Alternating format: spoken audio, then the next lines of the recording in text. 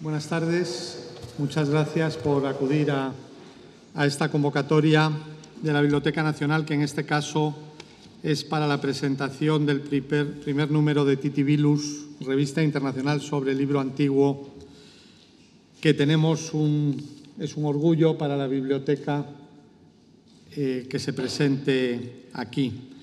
Lamentablemente no puede estar con nosotros la vicerrectora Concha Lomba, pero tenemos al director de la revista, Manuel Pedraza, y a dos eminentes miembros del comité científico, Elisa Ruiz y Víctor Infantes. Yo quiero darles la bienvenida en nombre de la directora, que está viniendo, pero no sabe si llegará a tiempo de clausurar el acto, y pedirles a ustedes un aplauso de bienvenida a estos atrevidos emprendedores de Titibilus, y tiene la palabra Manuel Pedraza.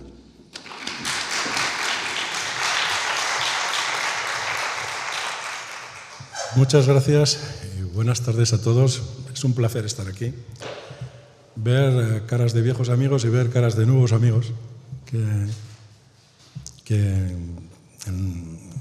se encuentran aquí reunidos en torno al amor que le tenemos al libro antiguo. Ese objeto que nos atrae, que nos llena y que llena nuestra vida de investigación y de cariño. Quiero agradecer la presentación, quiero agradecer a la Biblioteca Nacional de España que nos haya acogido en su casa para la presentación. Quiero agradecer a la Universidad de Zaragoza y a las empresas de la Universidad de Zaragoza la dedicación que han tenido para que Titibilus esté en la calle. Y quiero agradecer tanto a Elisa Ruiz como a Víctor Infantes que hayan aceptado el atraco que supone traerlos aquí y que sean los padrinos de este neonato que es Titibilus. Hablaremos después de la revista, porque estas palabras de bienvenida y de agradecimiento las tengo que realizar en nombre de la vicerrectora Concepción Lomba, que no ha podido venir, muy a su pesar.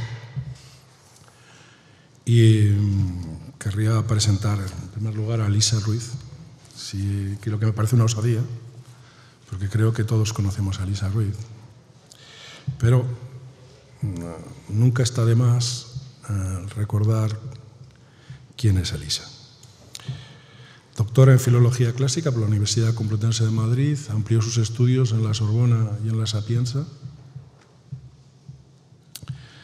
Está en posesión del título de alta especialización en Paleografía Diplomática y Codicología por la Scuola Pontificia Vaticana.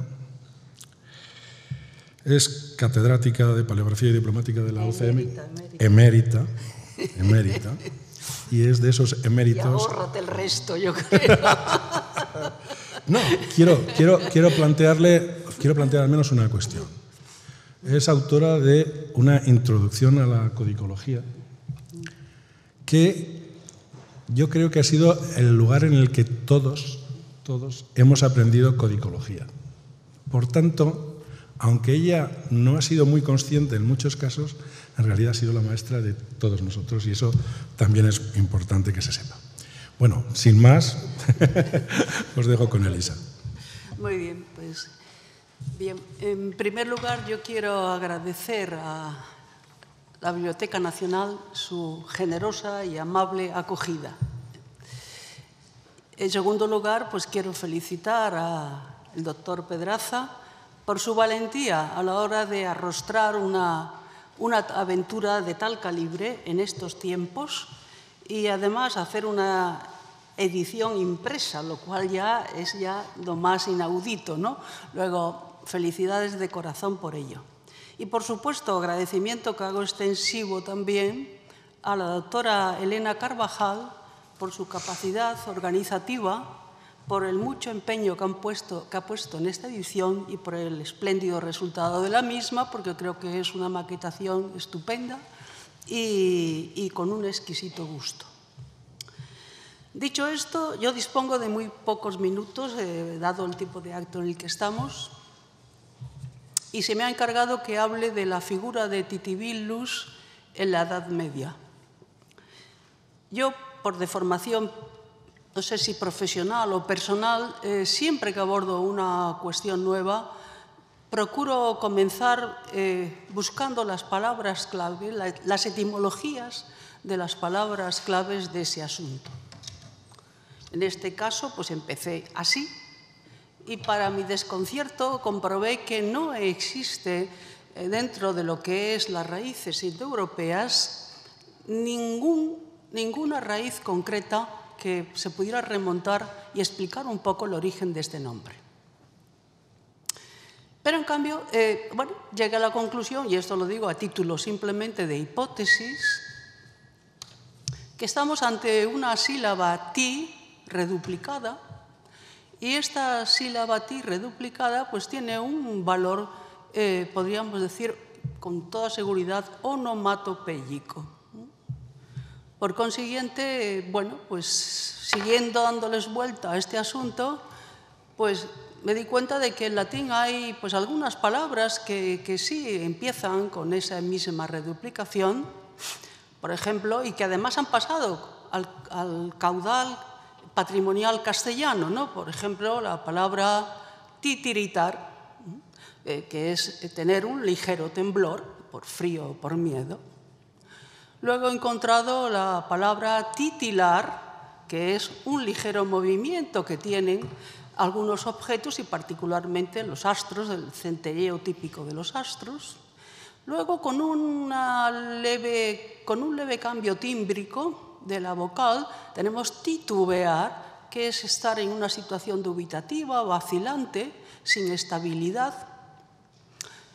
En fin, quiere decirse que todo ello me lleva a pensar que estamos ante un semema que tiene un significado común respecto de la idea de, bueno, pues de dudar, de vacilar, de no tener estabilidad. Y esto, pues, realmente tiene también una cierta conexión con la iconografía de nuestro personaje, porque Titibilus, a partir de un cierto momento, será representado como un demonio cojo y además con una muleta. Luego quiere decirse que estaríamos ante un diablo cojuelo en términos de Vélez de Guevara, ¿no? Esto en cuanto al material etimológico. Ahora, desde el punto de vista de testimonios, que es la segunda parte, ¿qué testimonios tenemos en el mundo clásico respecto de esta palabra? Bueno, pues tenemos una enorme escasez. Solamente tenemos una cita de Plauto, del autor dramático Plauto, autor del siglo III a.C., en una de sus comedias, donde plantea el problema del, hoy diríamos coloquialmente, del viejo verde.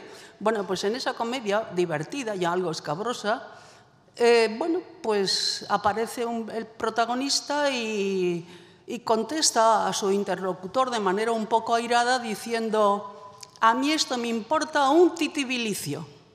Es decir, me importa un pimiento, me importa un ardite, no me importa nada. Y quitando esta alusión, ya no vuelve a aparecer en la literatura grecolatina.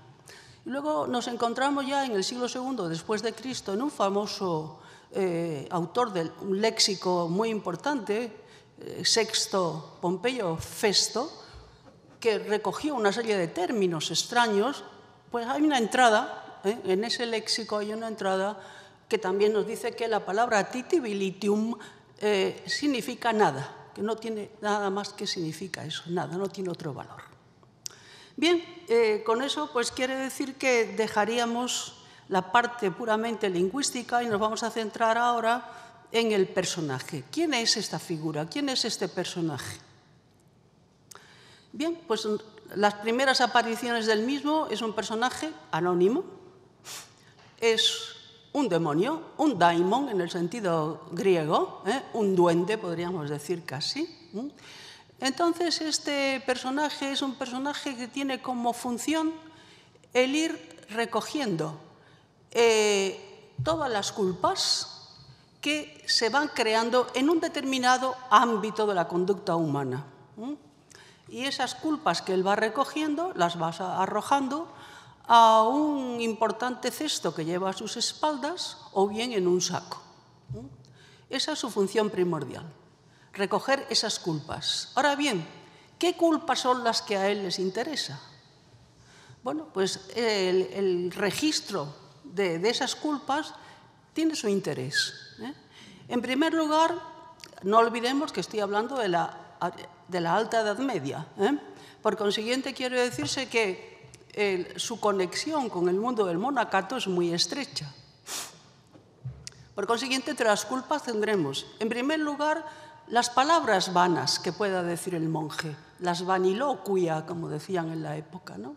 Palabras vanas, palabras a destiempo, es decir, en los momentos de silencio, los gestos también que no son en su momento necesarios.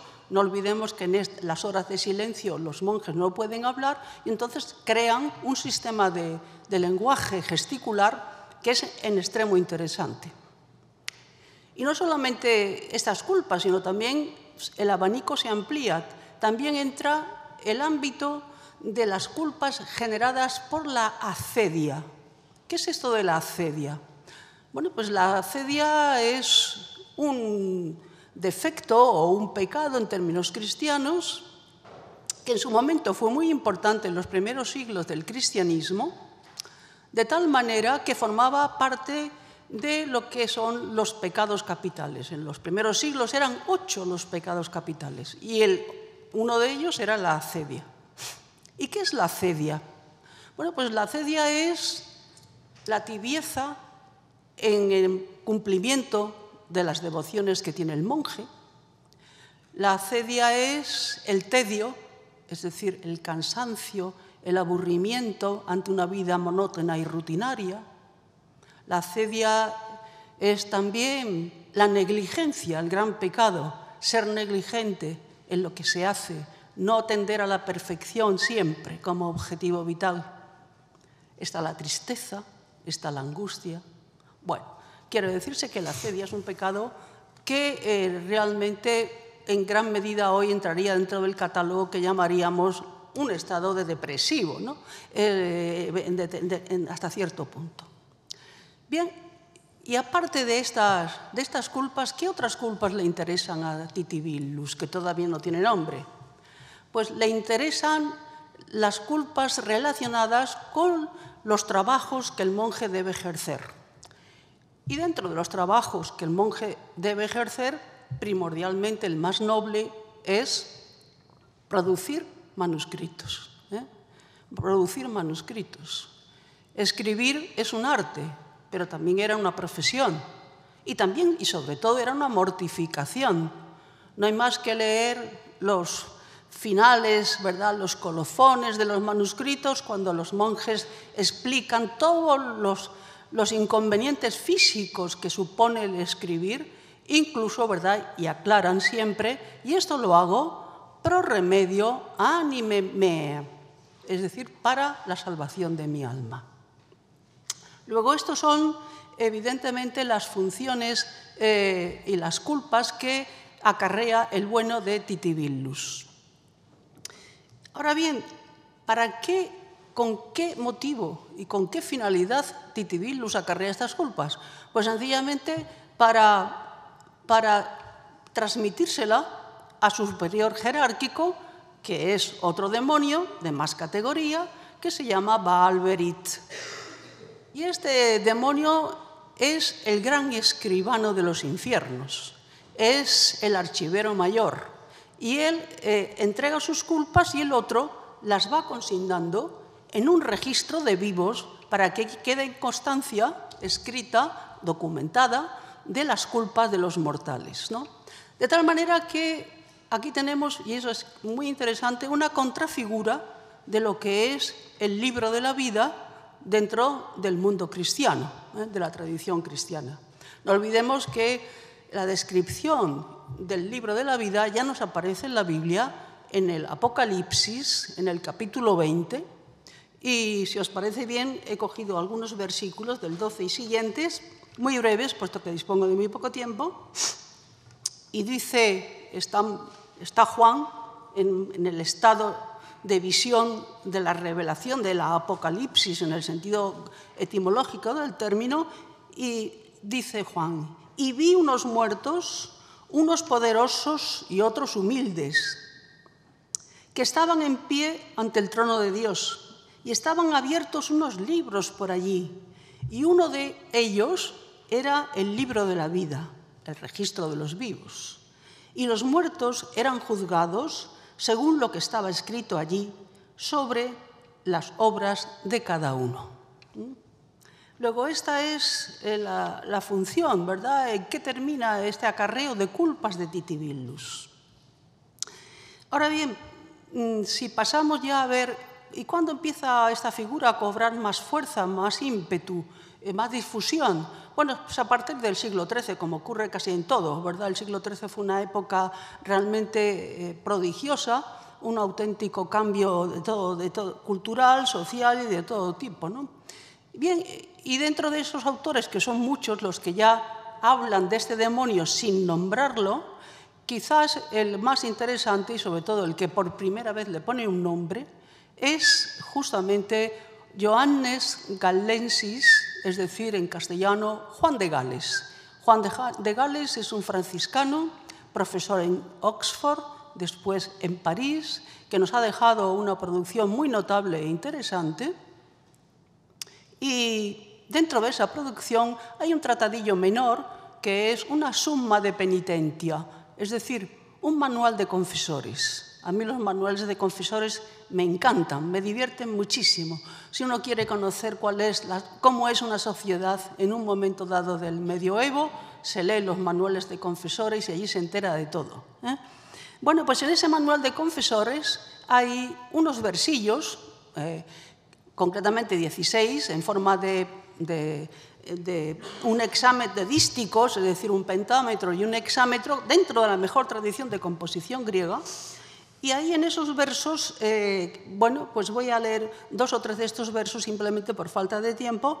Vamos a ver cómo son estos versos. Pues estos versos son de tipo leonino, es decir, aquellos están en latín, por supuesto, y tienen la rima interna, en cada hemistiquio rima interna. Leo el primero solamente en latín. Dice, canónicas horas, si de vuote legis, horas. ¿Os dais cuenta? Esa es la rima. En el primer caso son las horas con H de las horas del oficio divino, en el segundo caso es tú rezas en el sentido del verbo rezar, orar, ¿no? Y dice, las horas canónicas, si las lees con devoción, al mismo tiempo rezas. Es decir, la lectura es el vehículo, el medio que permite llegar al rezo. Las horas son correctamente rezadas si son leídas con el corazón y la boca. Y esto es muy interesante porque realmente ya nos llevaría a hablar de un aspecto que aquí no podemos tratar, que es los sistemas de lectura de la época, de interpretación de los textos, etc.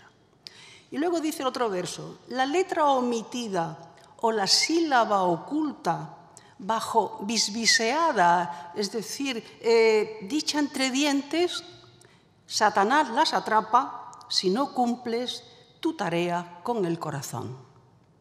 Y ya el último verso, el último dístico que leo, Titivillo, y ya nos aparece aquí el nombre, Titivillo va recogiendo los desechos de tales palabras, de tales actos, y a más de 1000 acarrea sobre sus espaldas en cada día. Ya tenemos la descripción perfecta del personaje, ya lo sabíamos de antes, pero aquí lo tenemos ya con su carnet de identidad inclusive, ¿no? Etcétera. Bueno, este es nuestro personaje, ¿no? Por consiguiente, quiere decirse que a partir de aquí, ¿qué va a ocurrir?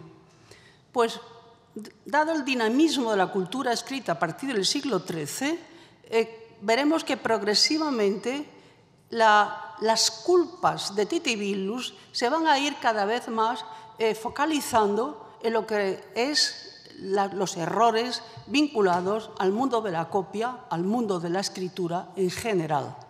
Luego se va a ir convirtiendo en un daimon travieso y que va recogiendo todos esos desechos de tinta, que son muchas veces las copias mal hechas, no digamos, es el hecho de olvidarse de una letra, olvidarse de una sílaba, no digamos ya una palabra, y bueno, y un salto de ojo es la copia, eso ya pecado mortal, ¿no?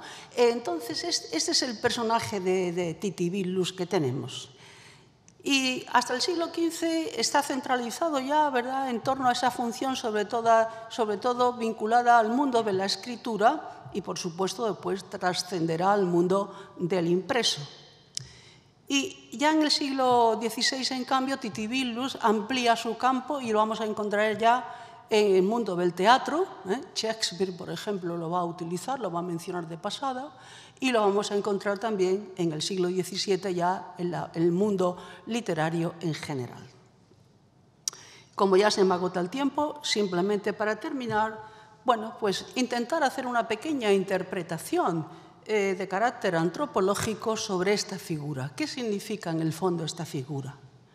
Bueno, pues en primer lugar hay que decir que las estructuras antropológicas, como sabemos todos, son universales. Y Titibillus pues, desempeña pues, una función evidentemente psíquica. Él recoge las culpas, es decir, que la noción de culpabilidad del individuo la traslada al otro en este caso al duende, al demonio Titibillus. Con lo cual quiere decirse que ese traslado de la culpa, pues eso es lo que libera la mala conciencia. Luego tiene una función muy interesante, es un instrumento casi terapéutico. Podríamos decir que este traslado de la culpa, bueno, pues en cierta medida se practicaba y practica a través de la confesión sacramental para los creyentes y hoy, en cierta medida, a través del psicoanálisis para los seguidores de Freud, ¿no? Es decir, ese traslado de la culpa es la misma reacción ingenua que puede tener el niño que da un pelotazo, rompe un cristal y lo primero que dice, yo no he sido. Es la culpa, ¿verdad?, que uno la rechaza y la aleja de sí. Por tanto, por esta razón, esa reacción humana, ¿verdad?, de desplazamiento de la culpabilidad, tranquilidad de la conciencia, es la que en cierta medida facilita la presencia de Titibillus, y por eso en muchos manuscritos medievales encontramos una frase muy interesante que es Titibillus in culpa est, es decir, la culpa es de Titibillus, el copista se lava las manos. Titibillus in culpa es. Por tanto, yo, siguiendo la mejor tradición medieval, de todos los errores que haya dicho en esta intervención, no tengo más que decir que Titibillus in culpa est. Muchas gracias.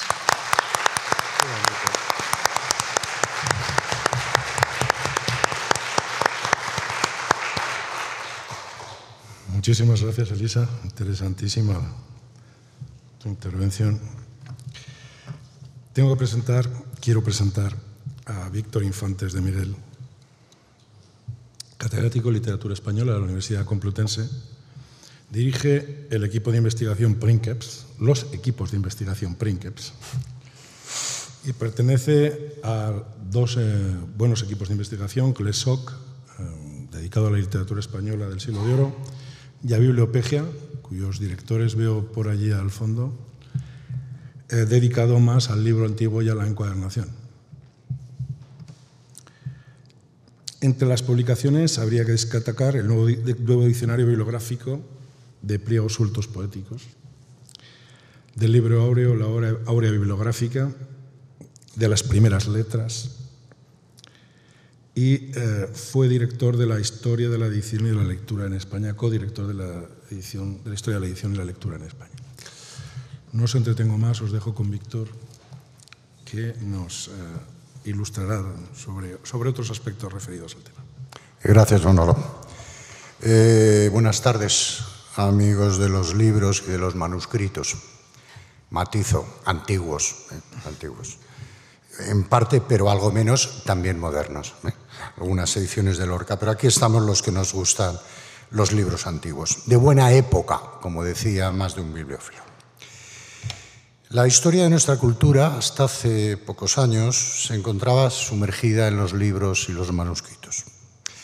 Lo que somos o lo que creemos saber que somos, hasta hace bien poco, repito, se ha manifestado siempre con la letra impresa y manuscrita. Para entender nuestro pasado, hasta hace casi nada, teníamos que leer, para luego, si acaso, escribir para que otros leyeran.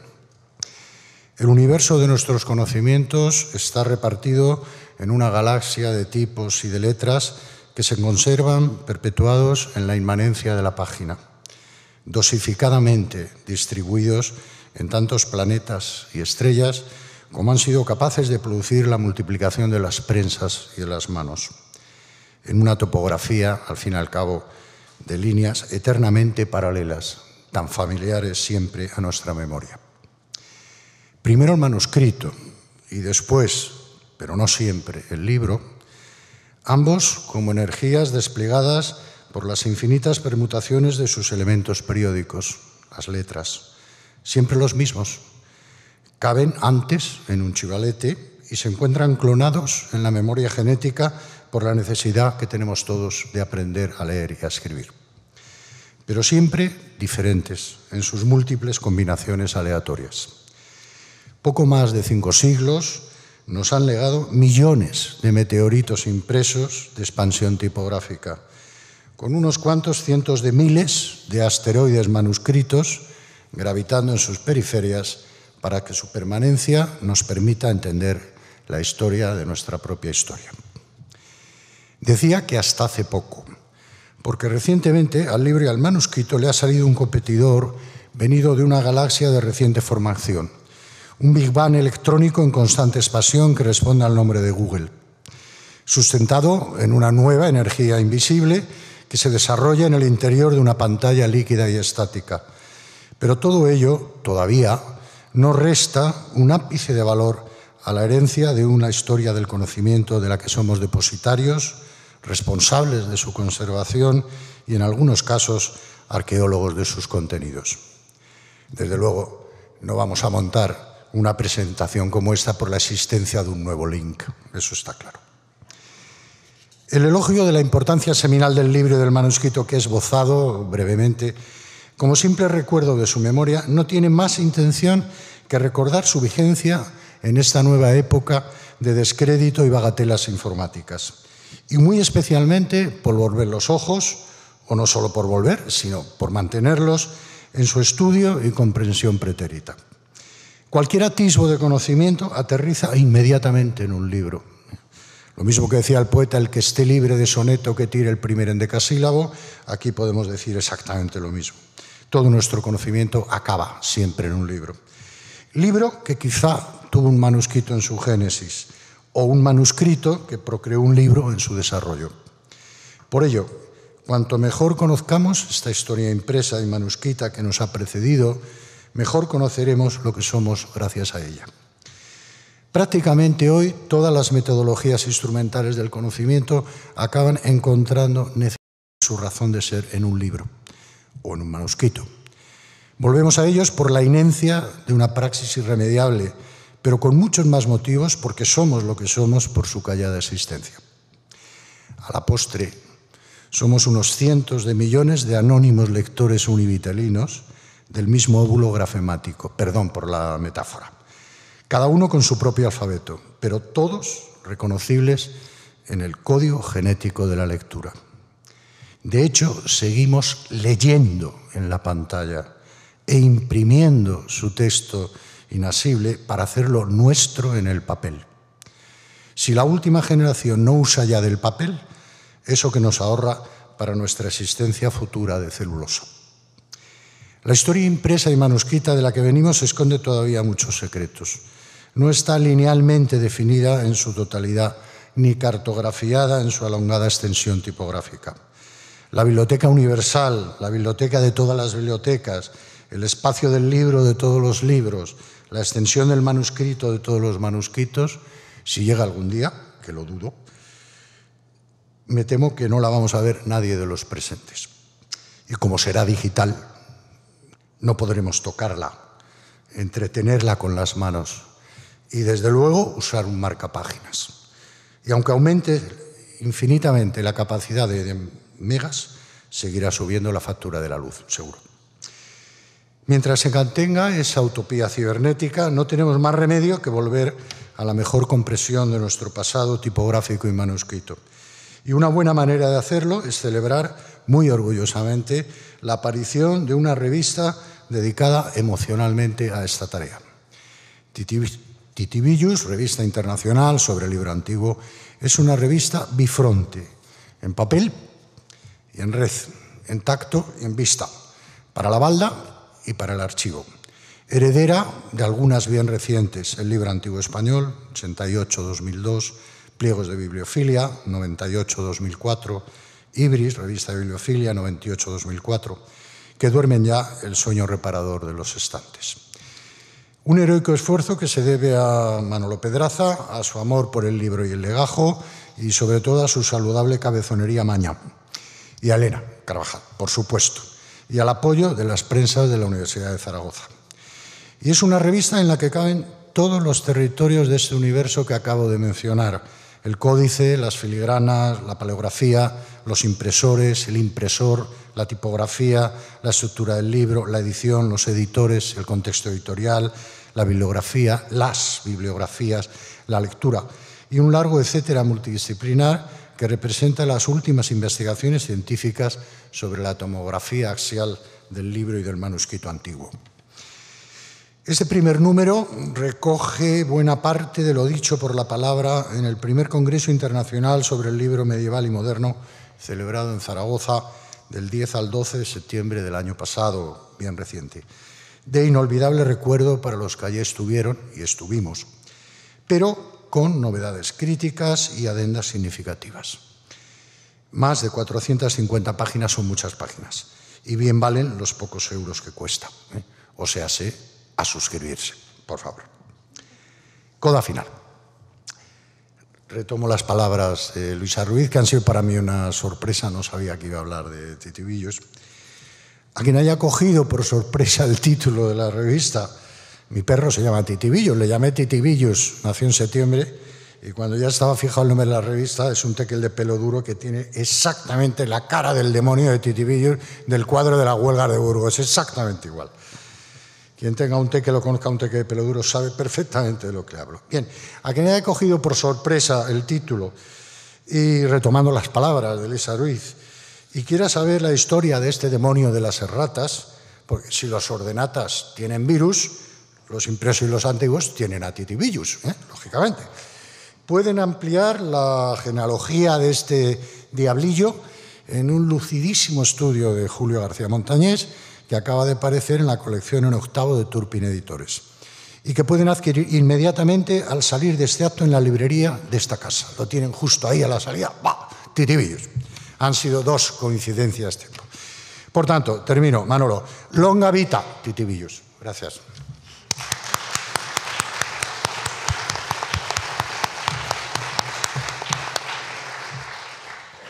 Gracias, Víctor. Habrá que conocer a Titivillos. Sí. Hay que conocer a Titivillos. Bueno, reiterar mi agradecimiento a los presentes, y yo me voy a dedicar a hablar de Titivillos, de la revista, esencialmente. Y lo primero que habría que preguntarse es ¿por qué? ¿Por qué Titivillos? Porque era absolutamente necesario.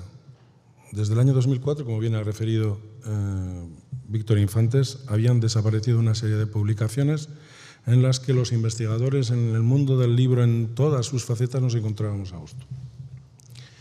Y nos hemos encontrado durante todo este tiempo absolutamente desasistidos de una publicación en la que poder encontrarnos, porque muchas veces lo importante no es solo publicar, sino encontrarnos en ella. Además, desde este mundo multidisciplinar o interdisciplinar, que no sé muy bien cuál de las dos cosas es, en el que se encuentra el mundo del libro antiguo. Desde los últimos esfuerzos ímprobos, como me consta de Fermín de los Reyes, con pliegos para llevarla hasta donde se pudo y no se pudo más, pues no había habido ningún esfuerzo en esta dirección. Y seguramente porque soy aragonés. veíamos esta necesidad y nos empeñamos en ello. Bueno, y aquí tenemos el primer número. Vamos a ver, y en este momento ya os emplazo a todos para ver si conseguimos tener un segundo. Y luego ya veremos. No sé quién dice por ahí aquello de partido a partido, perdóname. Claro, esto nos había llevado a los investigadores a publicar en 25 revistas diferentes, lo cual supone un verdadero esfuerzo supletorio para los que trabajamos este mundo, que no sabemos muy bien dónde se ha escrito la última cosa y tenemos que andar a hacer recorridos realmente complejos entre revistas de paleografía, literatura, historia, documentación para encontrar el artículo. Y en veterinaria, ¿no? Lo cual era un verdadero problema. Bueno, pues en estos momentos, como digo, pienso que era necesario y ya tenemos aquí Titibilus. Tampoco nos valen las revistas de documentación. Lo tengo que decir así, desde mi propio mundo de la documentación. El profesional de la información recientemente está empezando a incluir artículos que hablan sobre estos temas. Por supuesto, entre otros muchos que hablan de tecnología. No quiero hablar de Cybermetrics, por ejemplo. O no hablaré de la revista española de documentación científica, que recoge muy pocos artículos sobre temas del libro antiguo. Estoy hablando de las revistas que, por decirlo de alguna manera, están en el top de ser revistas ISI, etc. Tengo que decir, sin duda, que esto no hubiera sido posible sin la ayuda del proyecto del Ministerio de Economía y Competitividad, que nos permitió organizar el Congreso en Zaragoza y que nos ha permitido, en buena medida, publicar este trabajo. Y, por supuesto, la Universidad de Zaragoza, que también ha participado en ello de forma importante. Titibilus se plantea, como ya nos ha dicho Víctor Infantes, como una revista abierta. Aquí cabemos todos, cabemos todos. Los estudios sobre iluminación, sobre encuadernación, sobre historia del libro, sobre bibliografía, sobre tipografía, etcétera, etcétera, etcétera. O sea, se plantea como una revista abierta, que tengan como un único denominador, el libro antiguo. El libro antiguo entendido como manuscrito y como impreso, sin exclusiones. Se abre también a los investigadores iberoamericanos y se abre también a los investigadores europeos y a todos aquellos que tengan la intención de aportar nuevas cosas. Y se abre también a investigadores jóvenes, noveles y a investigadores más consagrados. El único criterio selectivo va a ser el de la propia calidad de la revista. ¿Y por qué en papel? Pues porque no puede ser de otra manera. Es decir, no podemos hacer una revista sobre el libro antiguo, una revista para amantes del libro sin libro. Parece una auténtica contradicción en los términos. Por tanto, era imprescindible hacerla en papel. ¿Renunciamos a hacerla en acceso libre y a través de Internet? No, pero no inmediatamente. Dejaremos una cadencia de un tiempo hasta que los artículos del primer número aparezcan en libre acceso en las redes. Pero ya digo que no va a ser inmediatamente. Y lo tenemos que hacer así, no porque nos guste o nos disguste, sino simplemente porque la propia exigencia de visibilidad de los trabajos que aparecen en las revistas así lo exigen en los momentos actuales. Por tanto, es simplemente estar en donde queremos estar. No queremos ser una revista retro. Queremos ser una revista del siglo XXI con todo lo que tiene que tener una publicación del siglo XXI, pero en papel también. Pero en papel también. He hablado de la calidad que se va a seguir lo más estrictamente posible mediante la evaluación por pares de todos los trabajos. No va a haber trabajos que a priori estén publicados, ni siquiera los de su director o los de su secretaria, que también pasarán por evaluación por pares. Y ya tengo que decir una cosa que me parece interesante. Este número 1 cumple 34 de los 36 criterios de Latindex, cosa que no cumplen muchísimas revistas. ¿Por qué? Porque a la hora de planificar la revista ya se buscó que aquellos criterios internacionalmente aceptados de calidad de publicaciones periódicas se cumplieran desde el principio. ¿Y por qué no cumple los 36? Bueno, pues porque los 2 que faltan, para que se cumpla es necesario que haya por lo menos 2 números. Cuando tengamos 2 números, pues intentaremos cumplir los 36 y ya tendremos todos perfectamente cumplidos. ¿Por qué? Pues porque es la exigencia actual, lo que nos exige la sociedad a los investigadores. No solamente nos exige que trabajemos, que publiquemos, sino que publiquemos en revistas que cumplan los criterios mínimos de calidad. E insisto, y ahí estaremos.